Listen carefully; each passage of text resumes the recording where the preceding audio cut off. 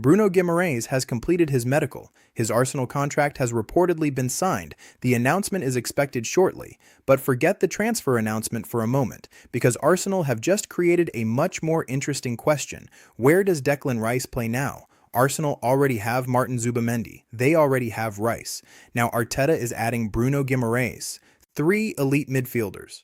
3 players you would expect to start major matches.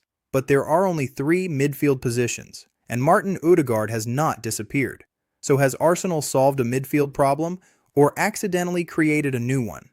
Case opened. Start with Zubimendi.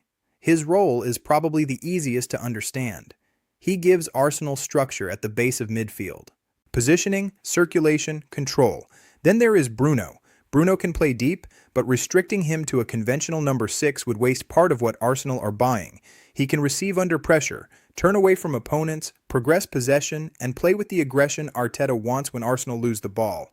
And that brings us to Rice, because Bruno's arrival could change Rice more than anybody else. For much of his Arsenal career, Rice has been asked to do almost everything: protect transitions, carry the ball forward, cover huge spaces, press, win duels, and still arrive around the opposition penalty area.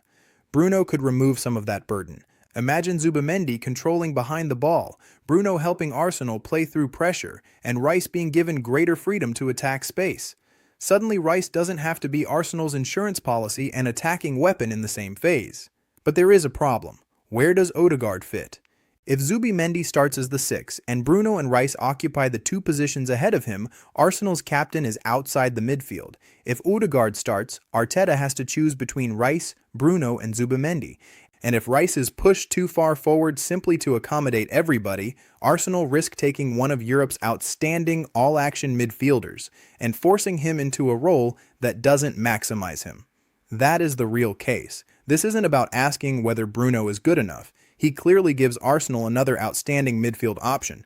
The question is whether Arteta can make all these pieces improve each other. And yesterday's 3-1 defeat to Real Betis makes that question even more interesting.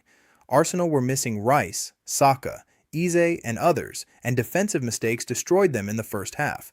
Arteta later said his players were fuming. Reuters reported the reaction, "It's preseason, don't overreact to the score." But Arsenal's response cannot simply be, put every big name into the team. Arteta now has a decision to make. Against one opponent, Zubimendi and Rice might provide the control.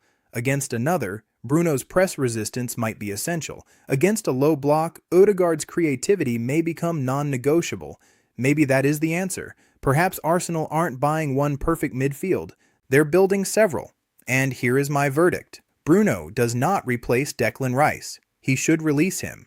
But if Arteta tries to accommodate Bruno, Rice, Zubimendi, and Odegaard simply because of their reputations, Arsenal could become overloaded with midfield quality and still lose balance.